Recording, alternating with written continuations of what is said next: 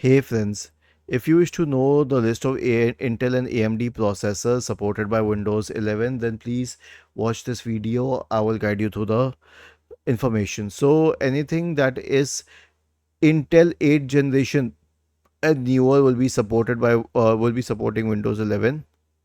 Obviously, there are other considerations, and for AMD, it's Ryzen 2000 series onward. So 7th generation and older, it is not supported. Okay, so how do we find it out? Usually the first number of the series, like 7 or like 3 in AMD processors, will be the generation number. Okay, so this said, if I was to buy an older computer to support Windows 11, I would prefer an AMD computer because it's very easy to get something from the 2000 series.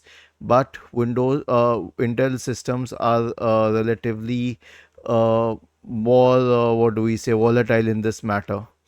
Was this helpful? If yes, then please subscribe to the channel. If not, then let us know in the comment section of the video on how we could help you further. Thank you for watching this video and have a nice day.